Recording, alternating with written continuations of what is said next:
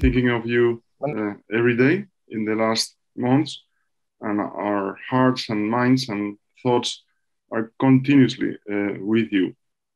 And the purpose of this session is to ask you how are you viewing things, sharing information, but also posing the question, what can we do for you? We're here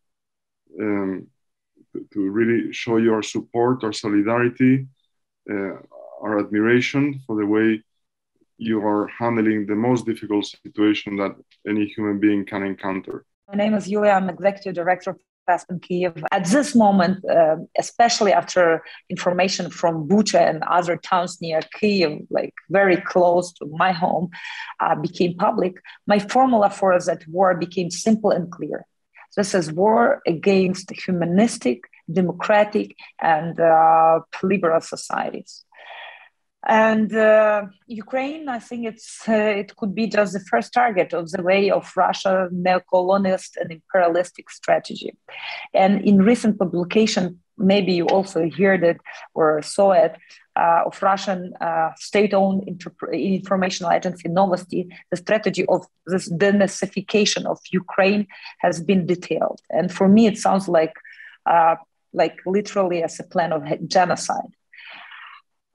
Thus, what we have seen in Bucha, it's not just an exceed of execution. Moreover, the logic of that internal publication can be applied to any society that does not agree to transfer their sovereignty to Kremlin.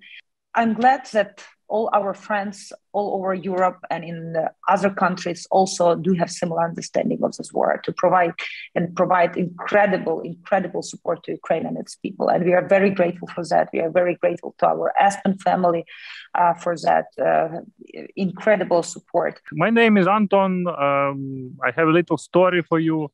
A little over 40 days ago, I worked in an office in the center of Kyiv city, managed a large team of influential state institutions that restore and preserve the historical memory of Ukrainians and overcomes the effects of totalitarian Soviet system. I also have a master's degree in law and a PhD in philosophy of culture. I have lectured at the university and Kyiv Academy of Media Art, moderated seminar at the Aspen Institute Kyiv.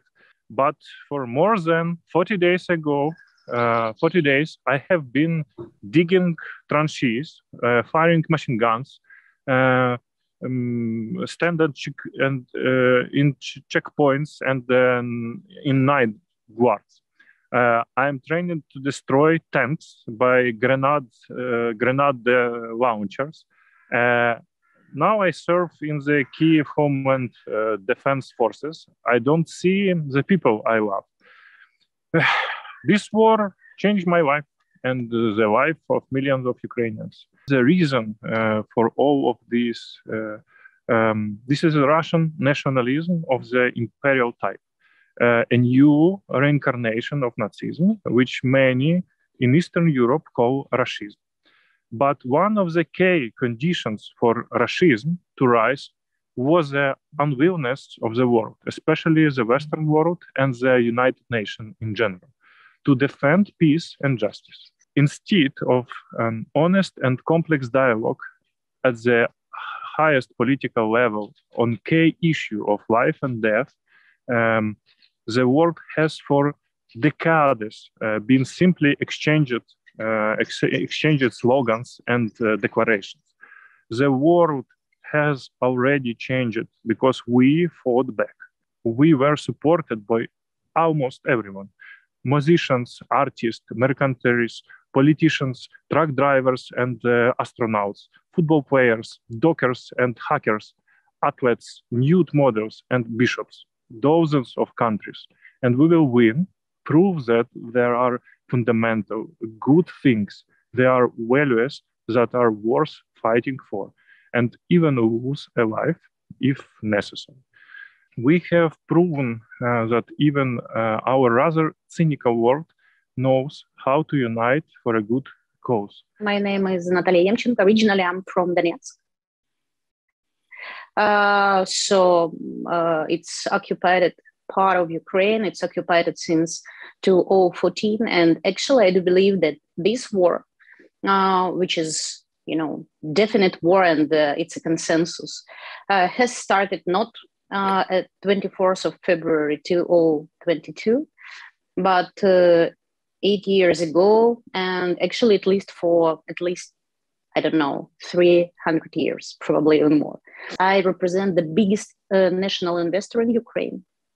And I would like to say that destroying of economy is one of the aims of this war. So Russia don't want to receive a control on the territories and enterprises, which will not be in line with their ideology, and Ukraine would not be. So this is why they are focused on destroying. We do everything we could do on all directions to support Ukraine. We also do everything possible to operate our business as usual. Again, it's not possible to do it by usual, but in the highest level possible. But nevertheless, there are some very particular points and cities which are under huge damage, and we can't operate over there. And the biggest point of strategy is Mariupol. It's totally blockaded. I mean, it's a humanitarian catastrophe.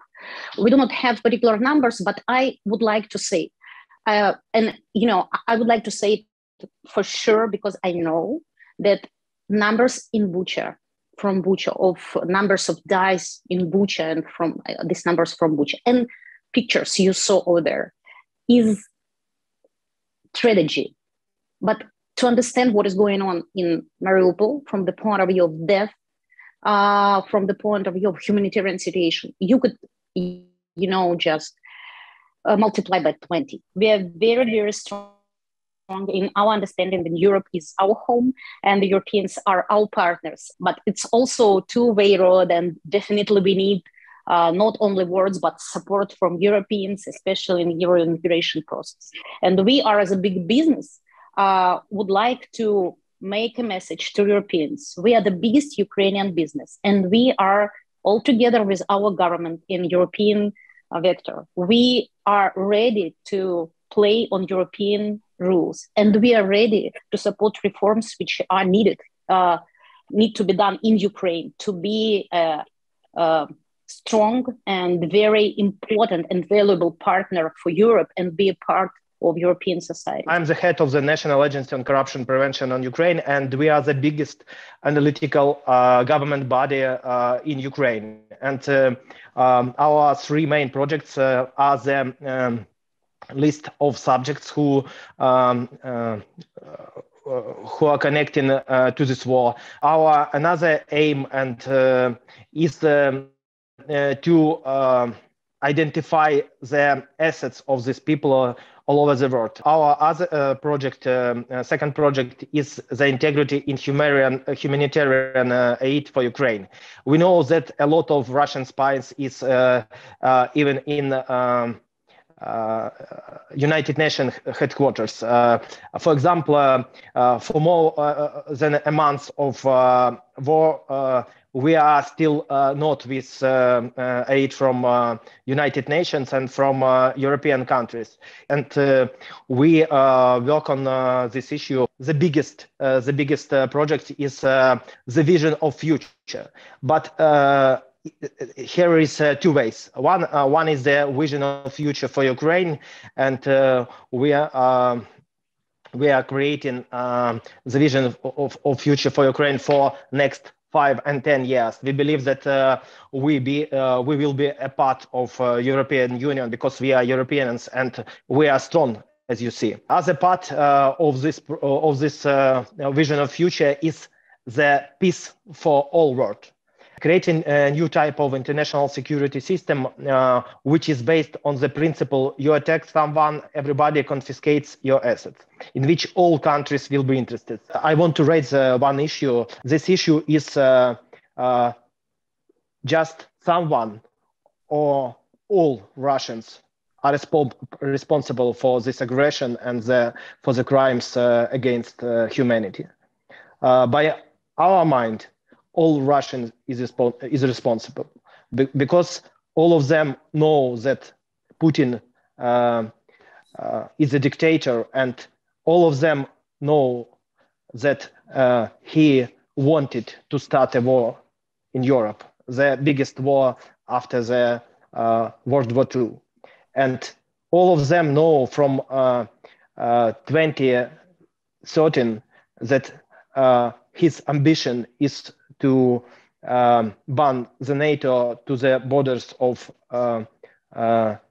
1991. My name is Dasha Zarivna. I'm advisor on communications of the head of the office of the president of Ukraine, Andriy Yermak. I was born in the city of Kherson, on the south of Ukraine, the city which is now partly occupied by the Russians. In mid-March, our neighbors from Kherson called me and my parents and told us that our house was smashed up, that Russians, namely the Burats, broke in and squatted there. They enjoyed our comfort, they used our things, they broke the furniture, they even kindled up the small fireplace with the books. Ray Bradbury's Fahrenheit 451 was among these books. So just think about it. The Russians burned the book of a man who has been warning what will happen when the books are burned. I think there is an abyss between Ukraine and Russia. Today we are fighting for our future, while Russians fighting for someone else's past. For now, the communication and the key narratives of the office of the president of Ukraine has changed a bit. We had some significant switch. We continue on closing the Ukrainian sky from Russian military jets, from cruise missiles, but at the same time, we consider this issue realistically. So we leave for our partners options: either close the sky or give us the weapons, efficient enough, sufficient enough, so we can protect ourselves. Otherwise, lots of lives will be lost. For now, I'm calling on the large Aspen community full of incredible people. Help Ukraine with your intellect. Share and spread the message that Ukraine needs weapons through all. Let's make this message collective in the circles of international decision makers. Let's make this message as shareable as possible. Thank you so much for this conversation this time, for being so proactive, and this Aspen family is a big power, because as already José mentioned, what is a significant part of our mission is to promote and help people to define this value-based leadership. And when we talk about value-based leadership at Aspen, we don't tell people what values they should follow, but we clearly understand and we clearly articulate that values, it's not about declarations, it's about actions, how we really, which decisions we make, how we act every day. We understand that peace is about fighting evil, and it's not about just protesting against evil. So I'm really grateful for everyone, for all your support, for standing with us in this fight for freedom and democracy.